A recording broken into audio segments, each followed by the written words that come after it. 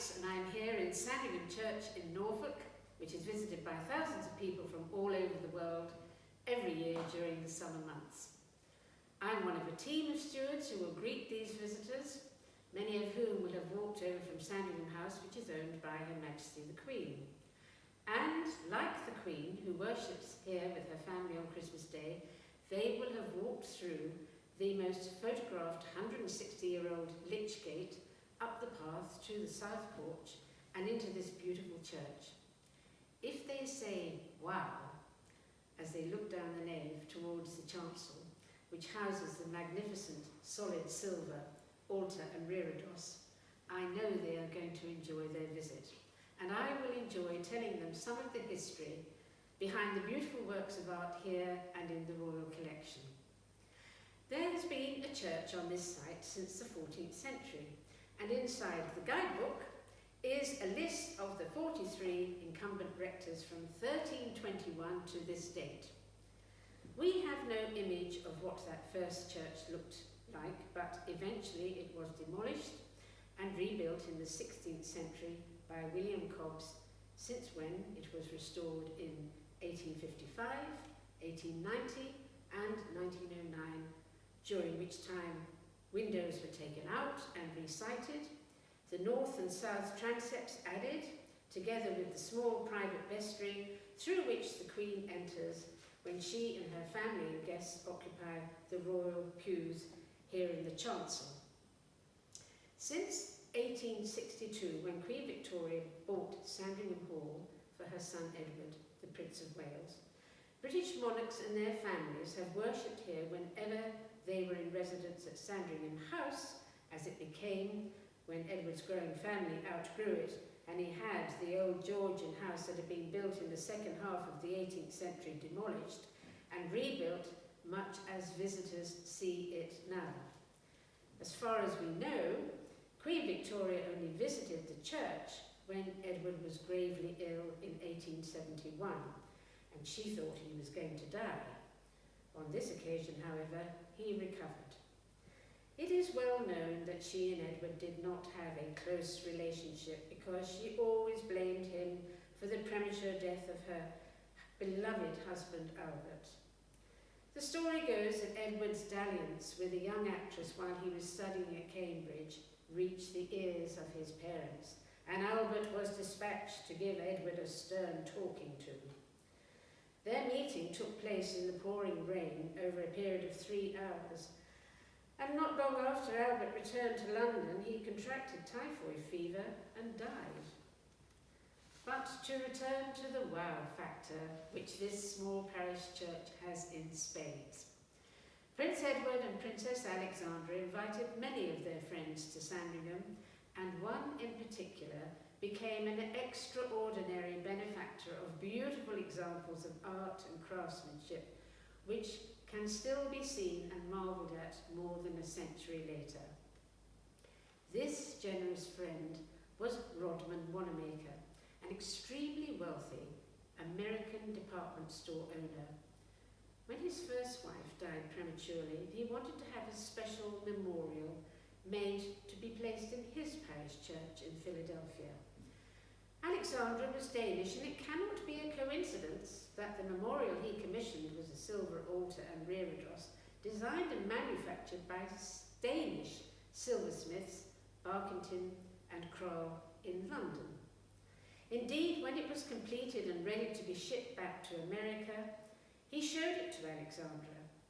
We can imagine her positive reaction, which in all probability led to Wanamaker commissioning a silver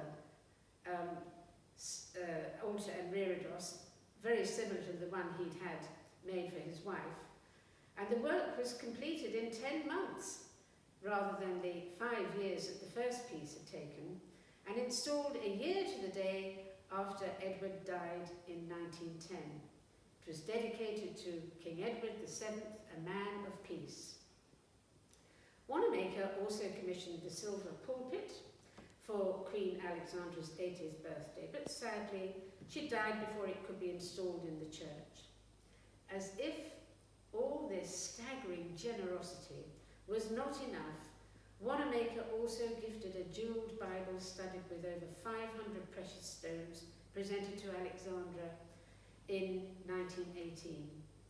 A stunning 15th century Spanish processional cross, which she had placed in the church as a memorial to the 16 estate workers who were killed at Gallipoli during World War I. Altar rails embellished with silver angels and a magnificent set of silver gilt communion plate set with hundreds of diamonds and rubies.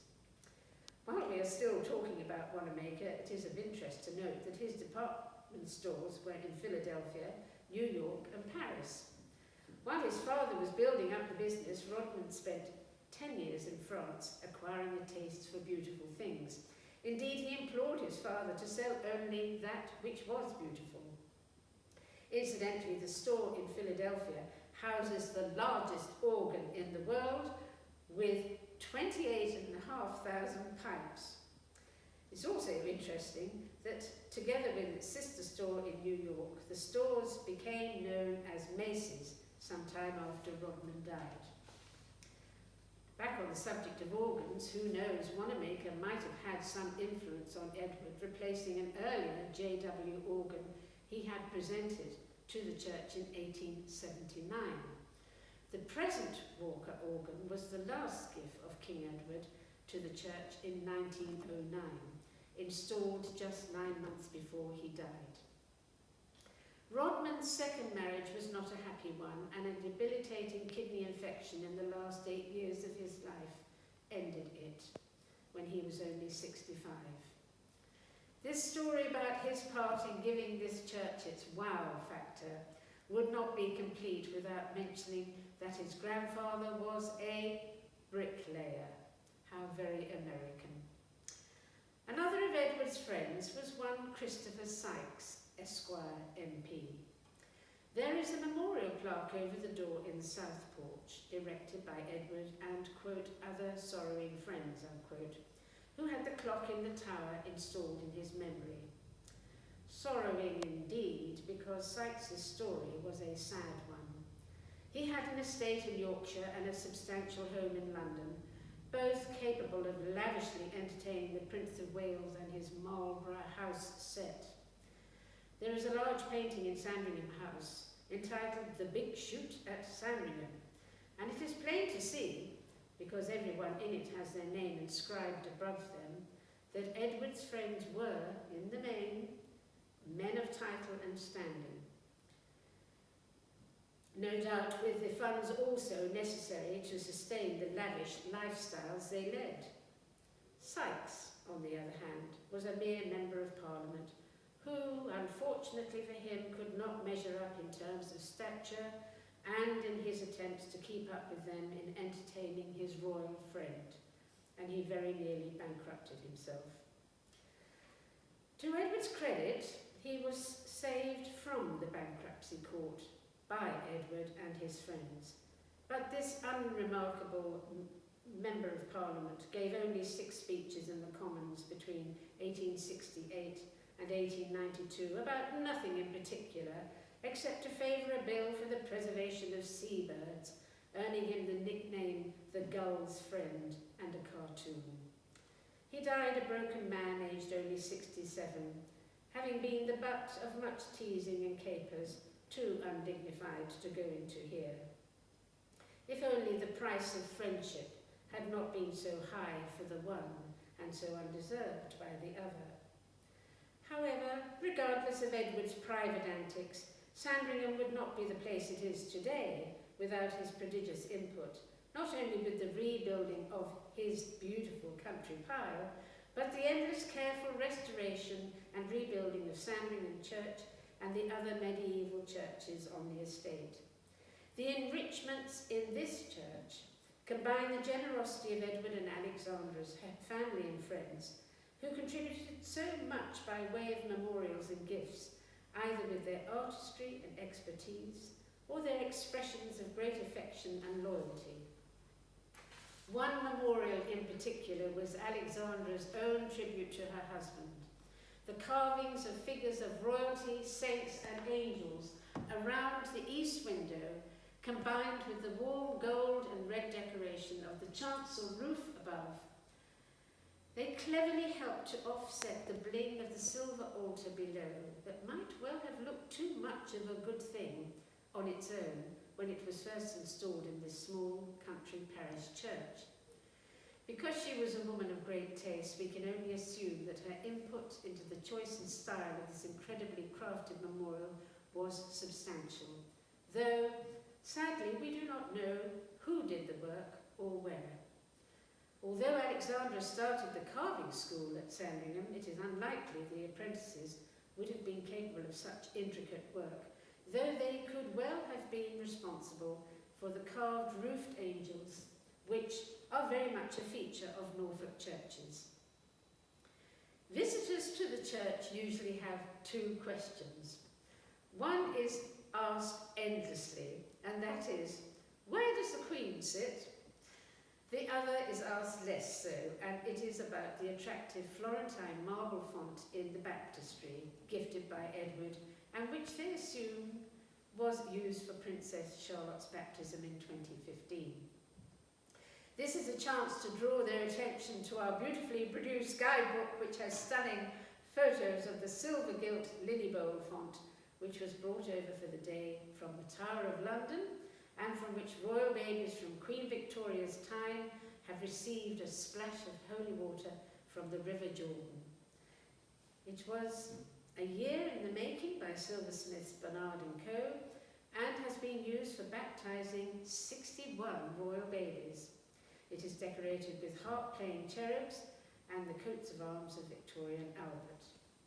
The chancel is roped off when we have visitors to prevent the thousands of shoe-clad visitors from scratching the brass cross which is inlaid in the floor to record the dates when the coffins of the Duke of Clarence, Queen Alexandra, King George V and King George VI, who rested here before being taken to Windsor for burial. Tradition is that no one walks on the cross. The choir and communicants always divide as they pass it on entering or leaving the chancel. While awaiting transportation by train from Wolferton Station, the coffins would be guarded by 4 members of the estate staff. For the 3 or 4 nights they rested here, as arrangements were being made in London for the formal funerals. My late husband Peter remembered as a boy of 9 following the horse-drawn gun carriage carrying the body of George V on the 23rd of January 1936, after a simple service here at the church. It was bitterly cold, and the surface of the road was quite slippery with ice, especially the slight incline down Folly Hill. With difficulty, the horses just about managed to stay upright.